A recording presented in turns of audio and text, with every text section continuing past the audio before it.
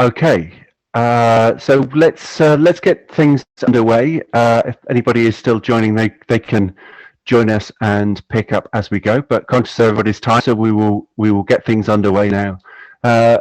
Hello, good afternoon, as I say, good evening, good morning, wherever Sanico's global customer base and global marketing base are joining us from this evening. Hello, and thank you for joining us. My name is Jonathan Viner. I'm your host for today's session, which will take us between 45 to 50 minutes or so to go through the presentation and to address questions to Florencia. So thank you for joining us. I will introduce Florencia in further detail, but we're hugely grateful for her to join us on today's call. So Florencia, thank you very much for taking the time to share your knowledge and expertise on today's topic, which you can see in front of you there, which is formative and summative interpersonal speaking assessment. So we look forward to hearing your thoughts and your perspective on that shortly.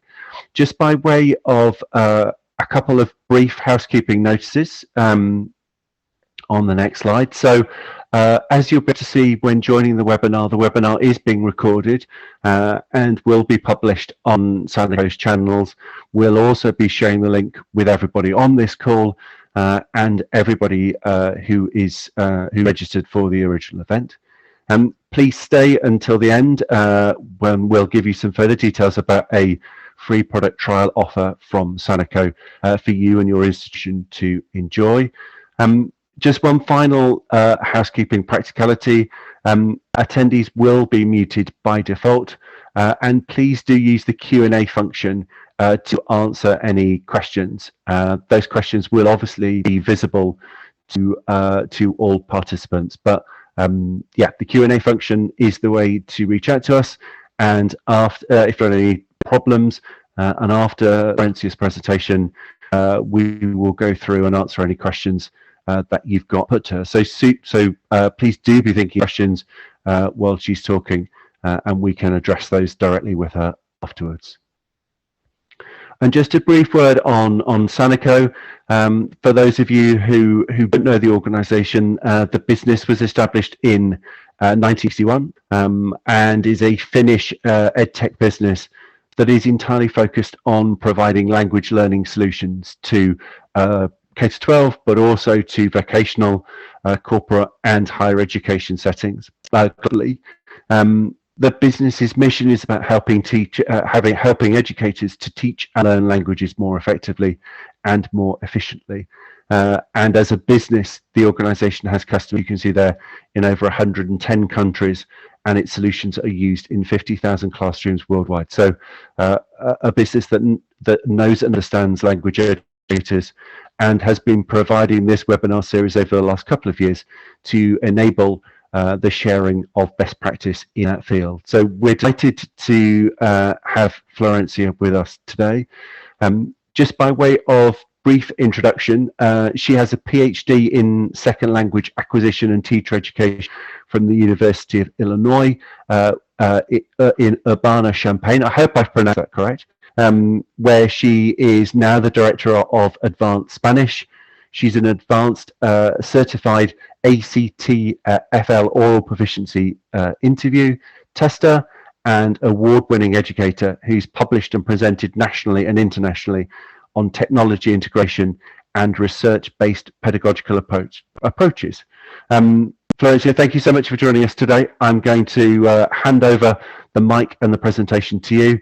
We're looking forward to your presentation greatly, and we'll be back with questions afterwards. So just to reiterate, please use the Q&A function with any questions that you might have, and we can address those with Florencia at the end. Florencia, over to you. Okay, hi everybody. How's everyone doing? It's so nice to see so many names.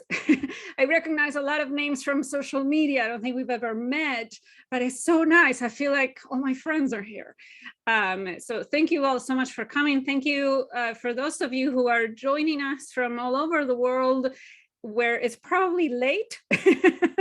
Thank you to Jonathan, even though it is 1 a.m. over there.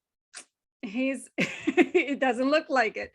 So thank you all so much for being here. So the title of my talk, as you know, is Formative and Summative Interpersonal Speaking Assessments. And that is a big title, right? It's a big topic. But I want to focus on that interpersonal speaking component of our courses. I don't know how your experience has been, but in my experience, interpersonal speaking tends to be the trickiest, right? So when you think about the 3 modes of communication, you have interpretive, presentational, and then interpersonal.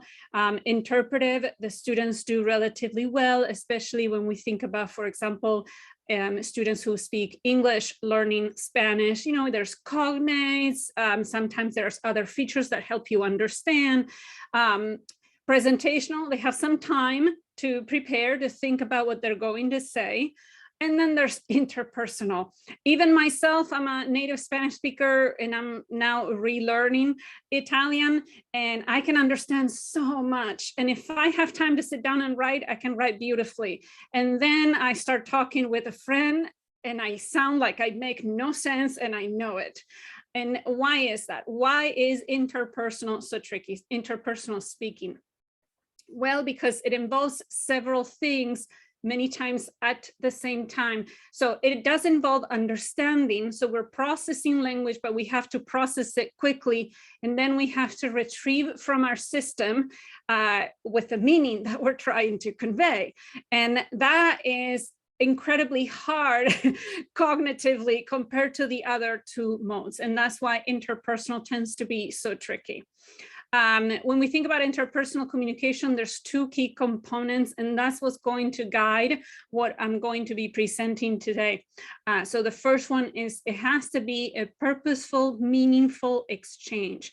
And I really like the phrase back and forth, back and forth. So whenever I'm trying to determine if something is interpersonal, I think to myself, is there back and forth? And then the other key component to me is that there is an information gap. The interlocutors don't know exactly what the other participants in that conversation are going to say. Of course, sometimes you can anticipate what the person's probably going to say, and that's fine, but you don't know exactly. That means it is not scripted. So for example, if you see an activity like this, right, there's a picture, there's a schedule, there's a menu, and it says, take turns asking each other questions about this. Is that interpersonal? Not really, because there's no purpose to it. I have no reason to pay attention to what my partner is saying, right? So I could say, when does the person have math? And you respond. And if you respond incorrectly, does it matter? Not really, because I'm looking at the schedule already. I know the information. I don't really want you to tell me. I can see it myself, right? So that is not interpersonal communication. Now, there's another type of assignments, and I'm going to show some examples that perhaps resemble a little bit of that, but I want to distinguish them. And that would be what I would call speaking assignments. And the reason why ACTFL, when with interpersonal speaking and not just speaking, is because we want to emphasize that back and forth exchange of information and not simply producing words in the language, right? And so, for example, if you have an assignment like record a video on Flipgrid and then respond to 2 classmates, is that interpersonal? Well, when you think about it, probably it's more along the lines of presentational with audience participation, right? Because there's probably not going to be a lot of back and forth. One student posts a video, another student responds, and I guess that's the end of it, right? So there was no actual back and forth.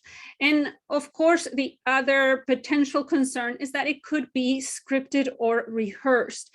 A platform like Flipgrid, if you've ever used it, allows the students to re-record. And especially if you teach online classes, asynchronous classes, or even if you assign Flipgrid to do at home or outside of class, this is what ends up happening, right? The students tend to re-record. Sometimes they tend to script it, memorize it, and then record it. And so it doesn't really feel like an interpersonal conversation would be. Now, does interpersonal communication have to be spontaneous and asynchronous? No, not necessarily.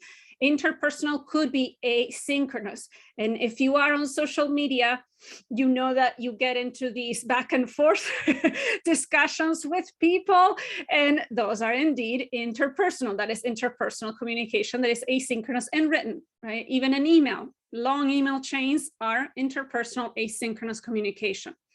Now, even if you say, okay, let's take spontaneous and synchronous and oral, is it bad to prepare?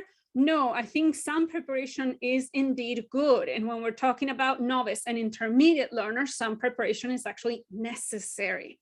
Even advanced speakers, if you go into a job interview, you probably prepare, right? You probably rehearse, and that's still interpersonal communication. Of course, not reading the whole time. If you're going to script everything, imagine what a weird job interview that would be, right? And all you're doing is reading your answers, right? That's not how it works. So there's still a little bit of a spontaneous component to it. And that is, going back to my first slide, that issue of the information gap. You don't know exactly what the other person will say. In terms of assessments, since the talk today is about formative and summative assessments, I do want to emphasize the fact that I follow performance or proficiency-based assessments. What does that mean? That means that I'm looking at what can they do as opposed to what do they know. And this depends on your goals. I'm not going to say it's a bad thing if you do the what do they know, but I do want you to at least consider shifting the focus to what can they do. And so instead of the conversation, the interpersonal activity being about quizzing their vocab or their grammar, it's about, can they express themselves? Can they understand my questions, right? Can they communicate in an interpersonal manner? The performance part of it also reflects that the assessment that you choose to do is not different from instruction. So there's not this clear-cut difference between what you do in class as instruction and then what you do as in assessment. Everything reflects each other, almost to the point where an in-class activity could be the assessment. And so you don't have to always have them completely separated. Now, when we think about assessments, many of us, myself included, think of grades, right? Think of evaluation. And I understand that. I am in a system, in an institution where I have to assign grades to my students, right? So I understand, and we can talk about grades forever, right? The system we're in, I have to assign a grade. So what I try to think about is, how can I assign a grade in a way that I am still reflecting performance? And I'll talk about rubrics a little later today. But it doesn't have to be. I think it's good to do some assessments that don't necessarily have a grade, or at least that they are very, very, very low stakes. And it's mostly to give them feedback and to help them reflect on their progress. And the word progress, I have it in bold there, because when we're learning a language, sometimes it's hard for us to realize where the progress is, because language acquisition is very slow. It's painfully slow. And so sometimes we want results, we want to see like a lot of progress right away. And yes, when you are a true novice, the first year you make a lot of progress that you can see, but then it seems like we get stuck, right, in that intermediate low. But there's progress. And how can we show them that they're making some progress? Of course, we need to have realistic expectations. One semester is not going to be one level, right? So if you have these proficiency benchmarks, just be careful with thinking that just because a year has passed, we should not be at the next level up. Not necessarily, right? So for some students, for most of us, acquisition is very slow. But what about all of the details within their performance that perhaps they're not reflected in the actual levels, but it's still progress. So for example, can they say a little more than they say at the beginning of the semester? Can they understand questions without asking for clarification as often? That is progress. Can they discuss a new topic? That is still progress. So even if the quantity and quality of speech remains about the same, the fact that they can now talk about something else is still progress, and they should see it as such. I am, as Jonathan said, so I am an OPI certified tester, and that is a certification that ACTFL gives, and you learn a lot about interviewing, about assessing somebody's oral proficiency. And so I am very much, in that mindset. I know that other countries follow different guidelines. Whatever guidelines you follow, understanding proficiency affects the questions that you ask, the tasks that you ask the students to do within the assessment, how much scaffolding you're going to need to provide. And of course, it's going to affect the rubrics. I just want to point this out, even if it may be obvious to some of you, because a lot of times we think about proficiency levels as a way to assess, to evaluate the sample, the product, but then we don't think about, does it make sense what we're asking them to do? And in what conditions we're asking them to perform that task? Everything has to make sense for the level. The majority of our students, at least here in the US, are novice to intermediate. We don't have a lot of students who are advanced in the ACTFL scale, although in the case of Spanish in the US, we certainly have a lot of heritage speakers. And in that case, yes, they are already advanced. Many of them are advanced. But I see a lot of novice level learners, because the level 1 and 2 tend to be the biggest ones in many institutions and in many schools. And so we need to understand a novice learner, what they can do with the language when it comes to interpersonal communication. And I do want you to remember these two things. The first one, which is crucial, they are primarily reactive. They depend on their interlocutor to carry the conversation, or they depend on something really structured to carry the conversation. You cannot tell a novice speaker, tell me about your ideal vacation. They're going to get stuck. That's me in Italian, right? Like I can get a few words and phrases, and all of a sudden I am getting frustrated because I know what I want to say, but I can't quite do it, right? Same with talk with a partner about your weekend plans. They're probably going to each say one thing, and they're going to say, good. And then it's like, okay, I don't know what else to do, right? Because they need that interlocutor to carry the conversation. And then relies on rehearsed language, words and phrases. So sometimes they're going to struggle a lot to form a question. That's more at the novice, high, intermediate, low when they start asking questions. And yeah, they need to have these phrases that they can use, this rehearsed language, right? They can't quite create with language yet. That comes at the intermediate level. So when we get to intermediate, or as we approach intermediate, the further away we get from novice, the less we rely on the interlocutor. So as students progress and they get intermediate mid and high and advanced low, they can have a conversation without a whole lot of scaffolding, right? They can do it on their own. They can ask their own questions.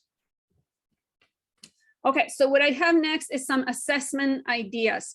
So the first one is to take advantage of paired interaction in class. What I would say, though, is to keep in mind that it has to be purposeful. So not just ask each other questions about this picture, or not just ask each other questions about your weekend plans, but there's no point to it, right? There's no point for them to understand what the partner's saying. So always think to yourself, why do they need to pay attention to each other? There's got to be something that they need to do with that information to demonstrate that they did understand and pay attention to each other.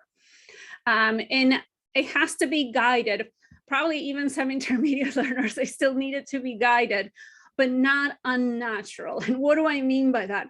What I mean by that is that sometimes we, as teachers, myself included, we like control a little too much. And so we think we're helping them by guiding them and putting them all of these requirements or things that we want them to focus on or produce or say. But at some point, if you have too many restrictions, it just becomes unnatural. For example, use complete sentences, at least 2 irregular verbs, use 5 words from the vocab list. So at some point, you're paying more attention to those guidelines and restrictions than actually wanting to have a conversation and understanding each other. When we have conversations ourselves, even if you're a monolingual native speaker, you don't always talk with complete sentences. You don't always use irregular verbs. So think about, what are they going to need to accomplish that task, right? To get their message across and to understand each other. That's what we want, right? So that's why you go back to the purposeful. It's not just to practice, but it's actually to exchange information for a purpose. So the example that I have here, which I actually think is in my upcoming book, Common Ground. So in this one, it is very guided because we wanted to give an example for novice interpersonal. And so you see that in step 1, we're giving them input, right? Wakes up at, goes, eats, right? The students are filling it out with their predictions, with what they think is probably true. And then, yes, they added 2 more at the end. So we give them a little bit of freedom to come up with something else. And then they create questions. Yes, in step 2, we give them time to create questions. If they're novice learners, they need that time to create the questions. And then in step 3, they're interviewing the person using those questions. And then take notes, because they're going to need them to see if the predictions they made in step 1 were true or not. So there's a purpose for wanting to understand their classmate. So maybe you're looking at this, and maybe your learners are probably maybe novice, high, intermediate, low. They're a little bit, they can say more, and you're like, this seems very structured, and that's fine. It is very structured because this is an in-class activity, which could be a form of an assessment, and it is for novice learners, right? They need to go little by little, and they need a lot of help. So you can increase spontaneity, where maybe you have them write the questions down, but then you tell them to put that paper away. So they're not just reading the questions, but they had that time to prepare, just like you would prepare before you go to a job interview. Ask one follow-up question based on what your classmates shared. So you can give them that guidance, and it's not too unnatural. They just need to come up with one extra question to ask, right? So there's ways in which you can build increasing spontaneity. And maybe if you know your students are already very good, that they're not going to need to be writing the questions down. You can skip that altogether, right? There's no problem with that. But I want to emphasize, increase spontaneity gradually. We cannot have, in class, very scaffolded training wheels, and then here comes the assessment, and now they're supposed to be pros at it.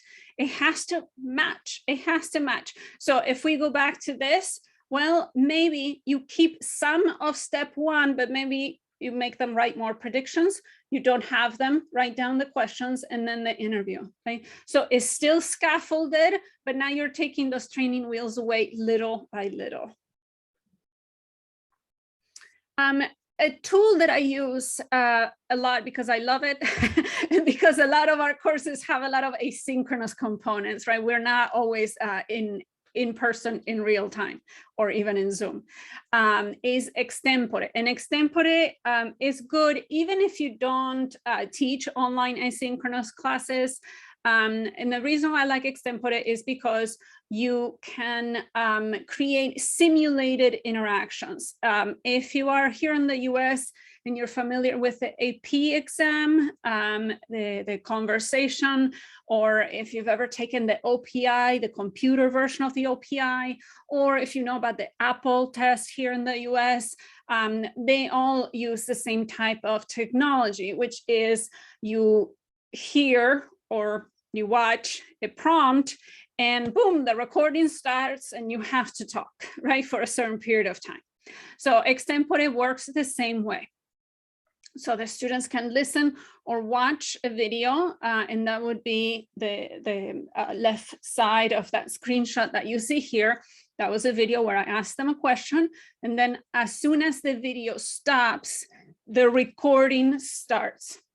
The students cannot control when the recording starts. The students cannot pause the recording. They have to answer spontaneously. And so in a way that helps me create that simulated interaction without me setting appointments with each student, right? So I ask them a question, they respond on the spot. Now, you can definitely, and I use it a lot more in terms of a formative assessment, right? So it's not like the big assessment. And what I like is because they have to get better, little by little, they get better at understanding the question without asking for clarification. And also they get more and more comfortable expressing themselves to the best of their abilities. And I tell them that, right? So I'm not going to be grading them on their grammar, on their perfect vocab, right? I just say, just try your best to express yourself. You don't remember the word, think of a different way of saying it, right? Sometimes I even accept gestures because this is a video, right? So I want them to just try their best to express themselves. And at the beginning, it's a little bumpy, right? Because they really want to have it all perfect. But by the time they did the, question 10, 20, they get used to the fact that they're just kind of talking to me as best as they can. And what I really like is that it gives you sort of that evidence, right, of their growth. And so at the beginning, you see how their answers are maybe 20 seconds, right, something like that. Some of them can say a little bit more. And then by week 4, they were recording answers. I mean, some of the students were talking for like 2 minutes straight. And I was like, look how amazing you're doing. If you look back at your video and then you look now, how much more you can say. And it also allows you to give them feedback. You can record the feedback, you can record a video with feedback, and the feedback can be a follow-up question. Feedback doesn't always have to be, you pronounced this word wrong. Doesn't have to be that. The feedback can be a follow-up question like, oh, you talked about this, I would love to know more. Or what is your dog's name? I always ask about dogs.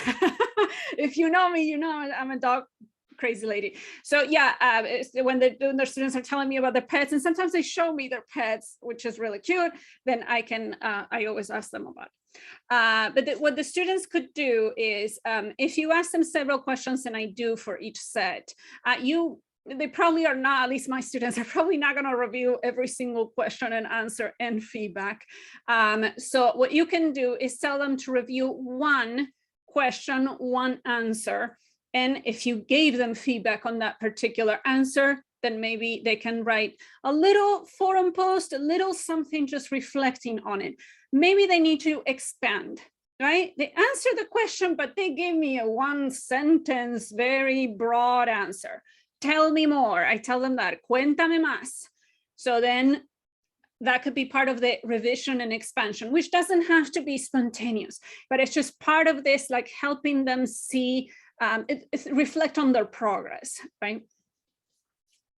Okay, other interlocutors, I like to always, if I can, as much as I can, incorporate it, because I think it's important for the students to not think that Spanish, the language I teach, only exists with me and their classmates, and that's it, right? So interacting with other people in the target language, to me, is a wonderful way of doing summative interpersonal. And so I use platforms where the students can pair up with conversation partners. I've used Talk Abroad for years, almost it's going to be a decade. Language Amigo, have been using them for the past 2 years. I piloted Boomerang and it's great, but it's very, very similar to Talk Abroad. And so at this point, just based on a very, very tiny difference in pricing, I just went with Talk Abroad, and I'm staying with Talk Abroad. But Language Amigo is a little bit cheaper than Talk Abroad, only available for Spanish right now. And then what the students like about it is that they schedule one session with one amigo, and that's the person they see every week. So they already know the day and time, and they already know the person, which there's benefits to talking to the same person. Talk Abroad, I like the variety. They have speakers from all over Latin America, and so the students get to talk to people from many different countries, which is a great experience as well. In Language Amigo, they send them feedback too. So the conversation partner sends feedback to the students. If you don't want to use any of these platforms, I teach college, so I understand it's different, right? If you teach high school or middle school, many of these, Talk Abroad does high school for sure. I don't know about Language Amigo. And Boomerang even does elementary school. So some of these platforms do offer for other ages, but I understand if you don't feel comfortable, and they're not free, right? So that's another thing you have to think about.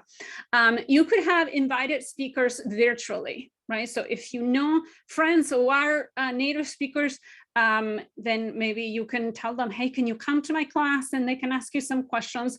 And nowadays with Zoom everywhere, right, we can just Zoom in and they can ask the invited speaker questions. In the example that we have, and same with asynchronous interviews, which you can do on Flipgrid, because Flipgrid is so easy to share and people can just post the videos. The students can post videos of questions, and then the guest speaker records the answers. So you don't have to coordinate schedules, and the person can just record the answers, you know, on their own time.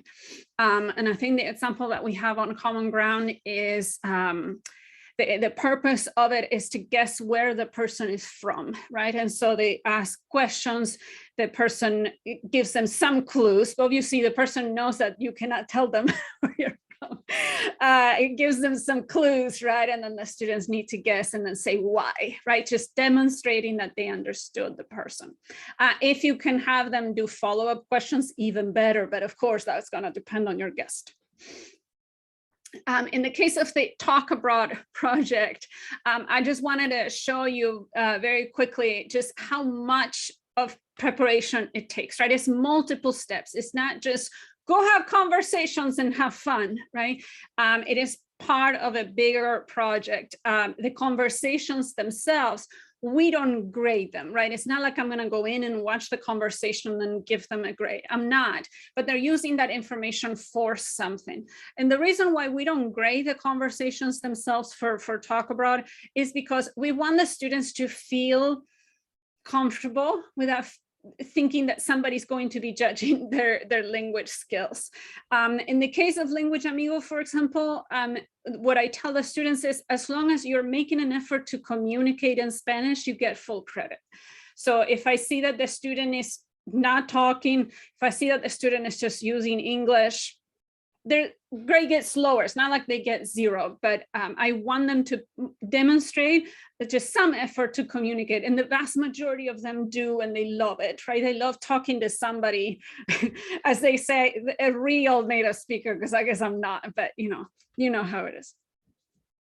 And then this summative, I love instructor-led interviews. And it could be because I am an OPI interviewer, but I think that they are fantastic. Whether you want to do more than one or you can only do one, I really like instructor-led interviews for students who are in the novice range. To me is a must, because they depend on another interlocutor who knows a little bit more to carry the conversation. And then even intermediate, probably if we're talking about intermediate high and up, then they can do it in pairs recorded, and then I can evaluate it. But even intermediate low, they need somebody to get those questions going and to help them out, right?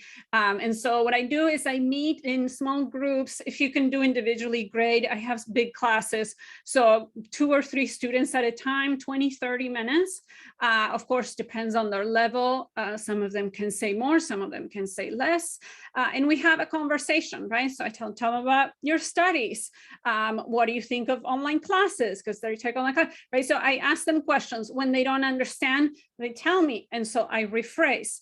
And that is one thing that if you put 2 novice learners or intermediate low learners together and one of them doesn't understand, it is very difficult to rephrase, to circumlocute when you are novice, high, intermediate, low, right? It's very hard to help your partner and make yourself understood. But if you have a more advanced speaker who can sort of help out, then the conversation is more successful. And I have to tell you this, I just finished teaching the winter course a couple weeks ago, and one of the students wrote in the surveys that her favorite part of the course was the interview. Even though it was the oral exam, it's the first time I see that somebody says their favorite part is the oral exam, because she said, I had fun and I got to talk to you. It just feels like a conversation. I'm not rating them, I'm not quizzing them on vocab, I just want to know about them. So ideally what you can do is, if you want to maintain the theme of being purposeful, getting to know each other can definitely be a purpose, of course. But if you want to frame it, you can frame it around the purpose of deciding or recommending something. So maybe you tell them that you are, the school is going to be creating a mural, right? And so you ask them some questions to see what they think, what their preference is, who should be in it, what should be in it, what colors, right? Where, like, you can ask them whatever questions you want to ask them. But then it feels like you are having this conversation for a purpose. Or deciding on volunteering opportunities, right? You tell them there are these two opportunities that you could participate in. So I'm going to ask you some questions to see which one might be a better fit for you. And so you ask them some questions to determine that. Planning a field trip. I mean, there's many other things that you can end up deciding or recommending. What I would like you to remember is that responses don't exist by themselves. The task is going to affect performance. How you ask the question affects performance. So it's different to ask, tell me about your studies, and you leave it open, versus what do you study? If you ask, what do you study? And the student just says, math. Well, I can't follow that student. The student answered the question. Right?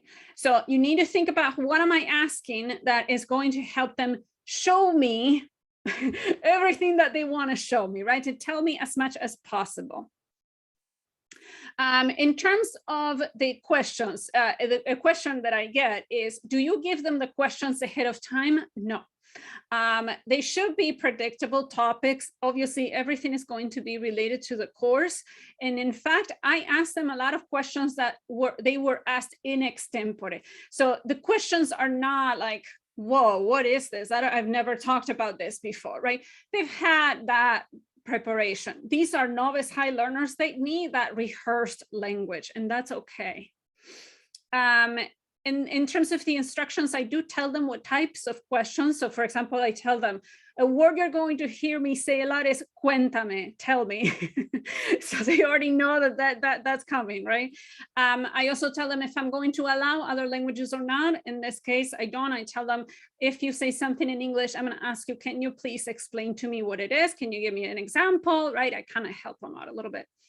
And then outside resources, this is the summative assessment, and I want to know what they can do on their own.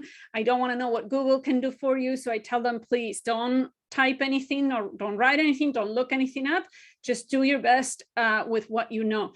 And they do actually really well. It's just that they want to do perfect, and that's not what I'm aiming for anyway. So let's talk about the rubrics. Some basic guidelines. If you can, try to tailor it to the task, right? So they need to make sense for what you're going to be asking them to do. Of course, avoid too much overlapping between criteria, so the students are not penalized twice for whatever did not work out. And decide what matters most. It doesn't have to be square boxes. All rubrics are the square thing, right? Where you have these many criteria and this many points. It doesn't have to be. And I'll show you the example of the one that I use. And always remember that there is no perfectly objective rubric, and there is no perfect rubric. A rubric is like a house, and it's never done, and you always want to keep changing something. So these are the ones that I use. The first criterion is ability to provide information, that they understood my question and they're able to tell me something. Criterion 2 is comprehensibility. And I know for some people that's a little bit controversial, like who determines comprehensibility? What I tell them is, I need to understand you. I'm used to what you sound like. I'm used to, second language learners. I need to understand you. That's what it is, right? And then the third criterion, as you can see, is worth less. And that is ability to ask questions. So in my interview, at the end of the interview, I tell them to ask me questions, and that is always gets very fun, and see if they can ask a variety of questions, not just yes, no questions, or not just how are you, what's your name? You know, they know that they're not going to ask me that anyway, but that's only worth 2 points, right? So I don't want to put too much weight just on the questions. My main thing is, can they tell me information and can I understand them? And then 100% to me is not perfect. They can get 100% on the summative assessment just by performing at level. And I know some of you, if you're familiar with IPA rubrics, are like, what? They need to exceed expectations. No, not in my class. In my class, 100% is at level. What am I aiming for? What I have been aiming for in the class. That to me is 100%. If they do better than that, fantastic. They get lots of kudos, but they don't get extra points for that. So at this level, communication breakdowns are going to happen, and it's fine. You can still get 100% even if there are some communication breakdowns. You're going to get 100% even if all you tell me is a few simple sentences. And you're able to ask questions before formulaic, you get 100% for that criterion as well. They don't have to be perfect questions. If sometimes the verb is in infinitive, that's okay. I understood what they ask. For this level, that is what is expected of this level. And I want to conclude with a couple of raters tips. So I've been rating for Apple. I was a rater for Stamp, if you know, in the US. I'm an OPI rater. I'm an OPI C for English rater. And all of these trainings, I'm an AP rater as well. All of these trainings to be a rater and rating people talking. The two things that they all have in common is, even if the rubric is analytic, you should rate holistically. What does that mean? That means that you should not be writing down every mistake that they've made. You should not be, oops, here I did not understand this one word, so now I have to take a point off, right? Overall, how did they do? How did they perform overall? What kind of patterns do you notice? Patterns such as, sometimes they give me 2 words, sometimes they give me a little phrase, sometimes they struggle to give me more, right? That is a pattern. And also, don't rate the breakdown. What does that mean?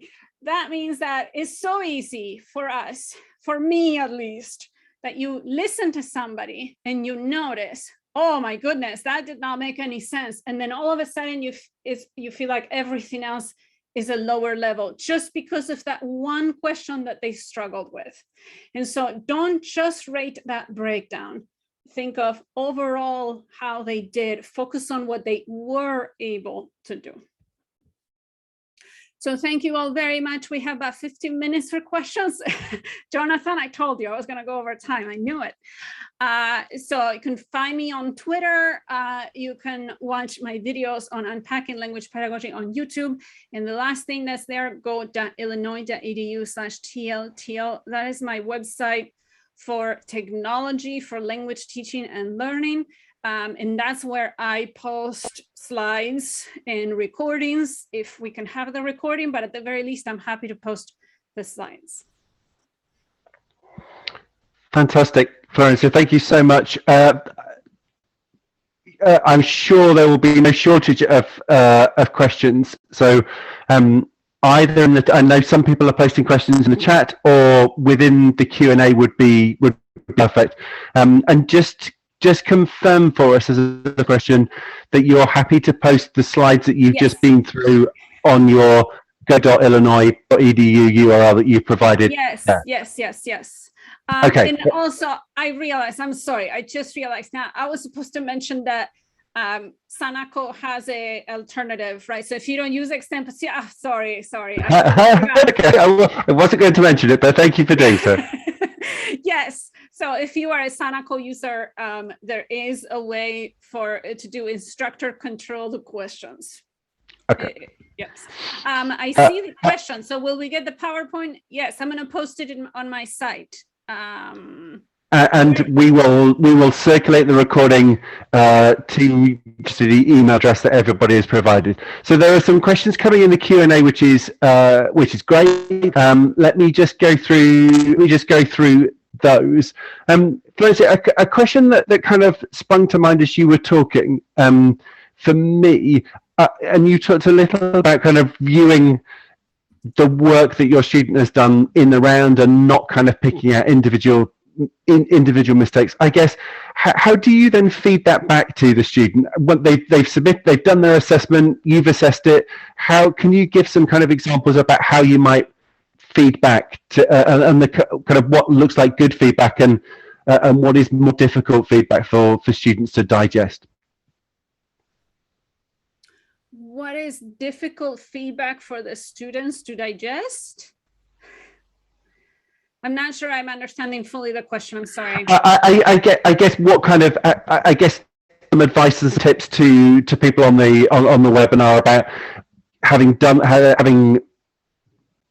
assessed the work. How do you go about feeding back to the students?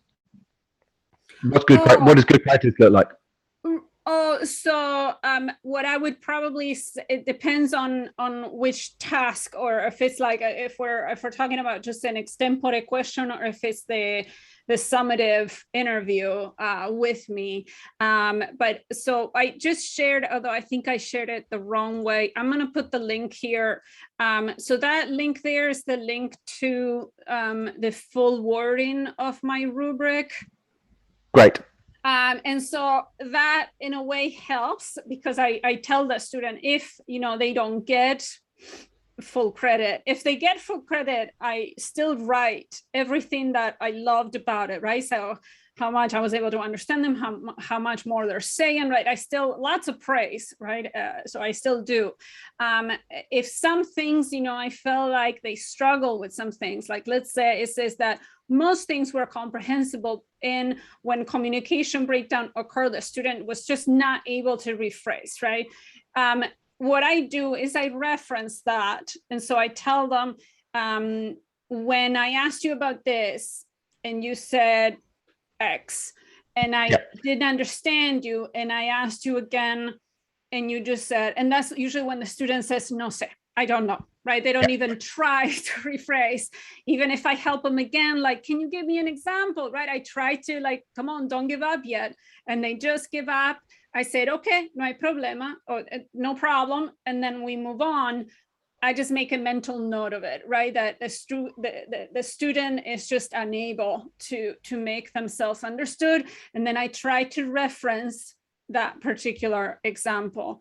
And if I can, I tell them, I think at some point, if a student just gives up, I don't know how much they're going to really process my feedback. I think they are already anticipating, that's how they did.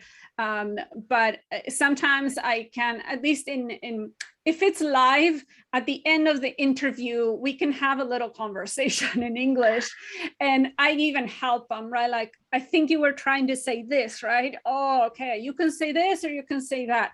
When it comes to the extempore ones, I give them the feedback. Like, you said this word in English.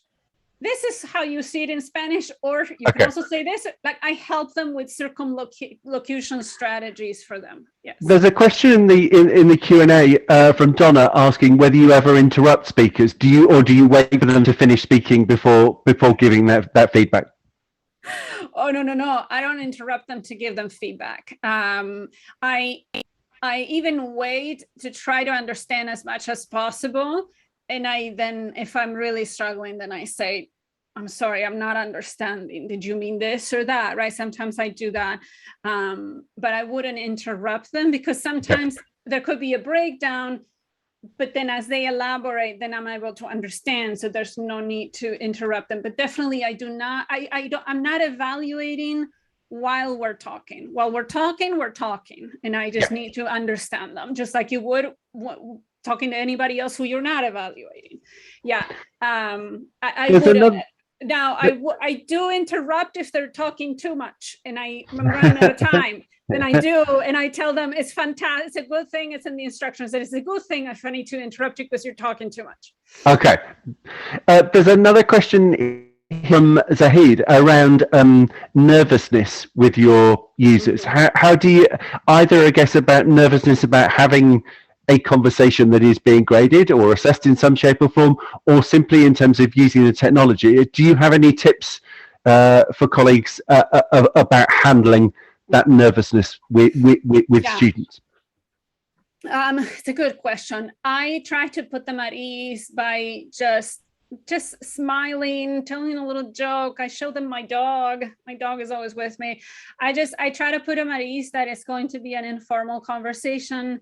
And I understand that they're nervous. I even share with them, like if they're extra nervous, they usually reach out to me ahead of time, right? Like, I'm really worried about, okay, let's talk about it. And I even sometimes reassure them. I'm like, you're doing fantastic on Extempore. You have nothing to worry about. Like, it will be just like that. So you're okay.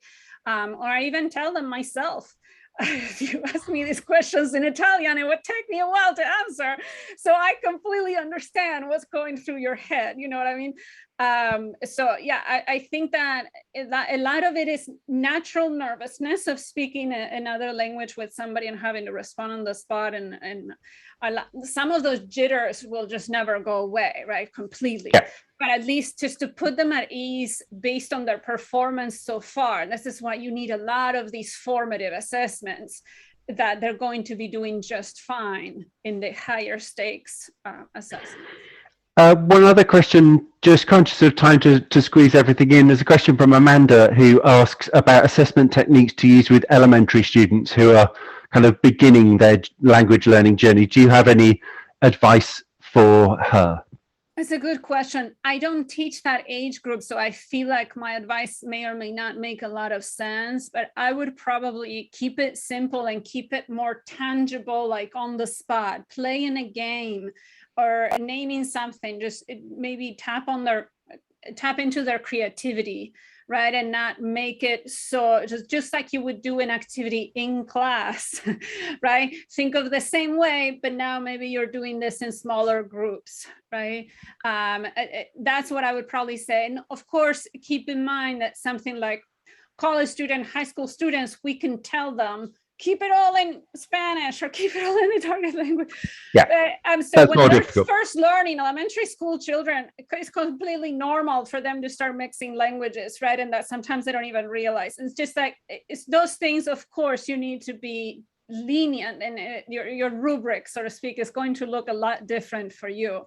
But I would probably say, think of in-class activities and try to mimic that into an assessment, right? So if you do a game or if you do stories, right, then keep it the same. Keep it the same format and the same type of content. I'm going to ask one final question, but thank you just to everybody for the offers of help, offers of support, and just the great threads and conversations that are building in the chat. So thank you very much for that. Florencia, just one final question for me. You've been asked about whether you can share your email address. I don't know if you're happy to do so. If you are, please drop it in the chat, or I guess people can direct message you through Twitter or comment on a YouTube video or through the website. What's the best way for anybody to get hold of you if they want to? I'm going to post it there. I don't mind. I really don't mind, but I have to be honest. Sometimes I get a lot of emails and I may not get back to you right away. That's all I want to say. And I don't want anybody like feeling offended about that. Definitely Twitter, Facebook, YouTube are easier places probably to contact me. But if it's something like maybe you just want to send me an email, I have no problem with that. And you can even just Google me and you'll find my email. So it's not like it's a big secret, but just please don't be offended if it takes me a while to get back to you. That's all. I feel so bad, but yeah.